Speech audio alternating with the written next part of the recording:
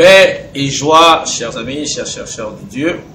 Nous voici rendus au 14e dimanche du temps de l'année B. À Dieu merci pour ses bienfaits depuis la première semaine, le premier dimanche. Aujourd'hui, l'Église nous propose de poser notre regard sur Ézéchiel 2, 2 à 5, le psaume 122, la deuxième de Saint Paul aux Corinthiens, chapitre 12, les versets 7 à 10, et l'évangile de Marc au chapitre 6, versets 1 à 6. De ces textes, Ézéchiel est prophète, Paul est un missionnaire, Jésus en le temps est vu comme prophète. Voilà le trait commun, n'est-ce pas, de ces trois personnes. On peut également inclure le psalmiste. Ce sont des envoyés de Dieu, ce sont des prophètes, ce sont les hommes de Dieu. Et oui, tous ont un trait commun, c'est que ce dimanche nous parle de leur souffrance, n'est-ce pas? La souffrance du prophète, la souffrance des envoyés de Dieu, la souffrance de ceux que Dieu mandate auprès des hommes pour parler en son nom. La situation sous Ézéchiel est quasi déterminée. D'un côté, on a le peuple qui a résolument tourné le dos à l'alliance, on va dire comme ça, qui bafoue sans autre forme de procès les 10 commandements, ne respectant aucun de ceux-ci. Voilà qui va provoquer d'un côté la colère divine et de l'autre, disons-le, la descente aux enfers du peuple. Et dans sa logique préventive, parce que Dieu prévient toujours avant d'agir, il va envoyer le prophète Ézéchiel pour parler en son nom aux hommes, n'est-ce pas, de son temps. Comme toujours, le prophète sera pris en grippe pour des raisons qui sont évidentes, c'est que il vient empêcher que les injustices se perpétuent, il vient empêcher que par sa parole, on continue de faire le mal sans nous sourciller un tout petit peu. Paul, dans sa vie missionnaire, eh bien, a reçu de la part de Dieu sûrement une épreuve. Il a appelé ça sous le charmant nom d'une épine de Satan qui, il faut le dire, l'empêche de se prendre la tête, pour parler simplement, l'empêche d'être orgueilleux au regard, n'est-ce pas, de la dynamique spirituelle qui est la sienne. Il parle déjà des révélations pour ne pas s'en vanter, comme certains d'entre nous, pour rester humble et savoir que bien tout est don de Dieu. Il a ce petit rappel à l'ordre et il dira justement, il aura prié pour que le Seigneur l'en délivre, mais Jésus donne une réponse assez intéressante. Ma grâce te suffit, car dans ta faiblesse se déploie ma puissance. Voilà une vertu qui nous intéresse pour nous aussi, d'apprendre justement à vivre avec nos fragilités, pour pouvoir comprendre, n'est-ce pas, être compatissant, être indulgent parfois et même tolérant envers nos frères dans des situations similaires. Ma grâce te suffit, il suffit juste que tu me fasses confiance et le reste, je le gère. Il y a des situations que tu résolveras, d'autres dont tu assisteras, impuissant à leur persistance. Mais le plus important, c'est que je suis au contrôle. Jésus, il refait un tour chez les siens. Et l'accueil est très glacial, avec en filigrane cette expression qui très souvent est vérifiée. Nul n'est prophète chez soi, entendu parfois, trop de familiarité engendre le mépris. N'est-il pas de chez nous? On le connaît de A à Z. Que peut-il nous apprendre? Que veut-il nous apprendre? Que veut-il encore nous montrer? Voilà qui note l'incrédulité, le manque de confiance, n'est-ce pas, de ses contemporains, on va dire, de sa famille, puisqu'on est dans un village, et par conséquent, Marc ajoute que là, Jésus ne fit autant pour moi aucun miracle, mais juste des impositions de mains, comme pour dire que le miracle est profondément connecté à la foi.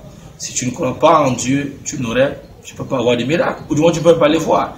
Il n'y a que celui qui croit, qui fait confiance à Dieu, comme les prophètes, pour justement être capable de dire qu'il bénéficie des miracles, ce que Paul a appelé des révélations extraordinaires. Première pause, chers frères, chères sœurs, est-ce que tu te souviens que de par ton baptême, tu es prophète? Est-ce que tu connais le cahier de charge du prophète qui est au service de Dieu? Est-ce qu'aujourd'hui, ta vie est prophétique? Est-ce qu'aujourd'hui, ta vie décline ton identité de prophète ou de prophétesse? Relire la parole de Dieu nous aidera à ne pas trahir notre vocation prophétique. L'Église a besoin de prophètes. Le monde a besoin de prophètes. Ta famille a besoin de prophètes. Tes amis ont besoin de prophètes. Ton pays a besoin de prophètes. Eh bien, que l'Esprit Saint t'aide, m'aide, nous aide à être des prophètes à la tempe. D'Ézéchiel à la tempe. De Paul à la tempe de Jésus qui est le prophète par excellence.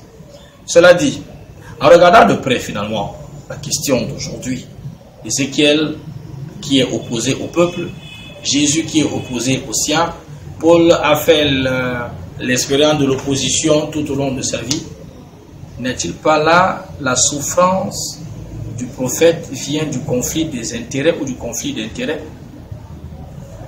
Le représentant de Dieu défend les intérêts de Dieu.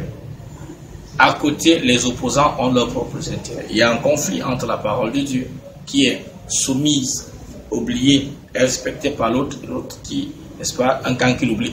Ce dimanche, oui, osons la réflexion, la méditation sur les conflits d'intérêts. Et dans nos vies de tous les jours, nous faisons l'expérience de ces situations-là quand, on va le dire comme ça, on ne s'accorde plus sur les mêmes choses. Deux amis, hier encore, serrés, collés, comme on dit ici chez nous, eh bien, vont d'un jour au lendemain se retrouvent complètement séparés. Pourquoi? Il y a eu conflit d'intérêts. On n'a plus la même perspective, on n'a plus les mêmes visions, on n'a plus les mêmes vues. Beaucoup de mariages volent en éclats quand les conflits d'intérêts, n'est-ce pas, se trouvent, ne sont plus harmonisés, se trouvent en présence. C'est important de pouvoir le savoir. Et justement, tout à l'heure, je nous posais la question. Un autre indice. Le prophète est celui-là, celle-là, qui défend les intérêts de Dieu. Est celui-là, celle-là, qui connaît où sont les intérêts de Dieu et par conséquent les siens. Aussi, c'est tout bénef pour la personne de les promouvoir, de les défendre. Pourquoi ne pas nous arrêter sur cette question? De qui sommes-nous finalement les défenseurs des intérêts? Je défends les intérêts de qui? Les intérêts personnels, les intérêts de Dieu ou les intérêts du monde? À chaque réponse, eh bien, il y a des conséquences. Prions pour que tout au long de cette semaine, soit nous demeurions ceux-là qui défendent les intérêts de Dieu et les intérêts, on va dire, supérieurs de l'humanité, ou que notre foi grandisse pour que la fréquentation permanente de la parole de Dieu ne nous plonge pas dans une routine, parce qu'en fait, c'est le risque qui est derrière. J'ai déjà lu ce texte, je connais ce texte, il va encore m'apprendre quoi? Sauf si tu es convaincu que l'Esprit Saint n'est plus celui-là qui innove, n'est plus celui-là qui rénove, n'est plus celui-là qui restaure. Au cours de cette semaine, que nous soit accordée la grâce d'être des prophètes de Dieu pour notre temps, d'être des prophètes de Dieu aujourd'hui et qui sont encore assidus, soumis à sa parole, donc à sa volonté. Dernier indice, Jésus, Ézéchiel, Paul nous ont toujours rappelé que les prophètes de Dieu n'avaient peur ni de qui que ce soit, ni de quoi que ce soit. Eh bien, en guérissant de la peur, les conflits d'intérêts, on n'aura pas la peur de les gérer. Nous prendre parti pour Dieu, c'est prendre parti pour la vie et la défendre en vous. Je souhaite que chacun de nous soit désormais un défenseur des intérêts de Dieu et jamais, au grand jamais, défenseur et même promoteur ou complice des intérêts qui nuisent à lui-même ou à elle-même, qui nuisent à la société, qui nuisent aux hommes. Que Dieu nous bénisse, qu'il veille sur nous, sainte semaine.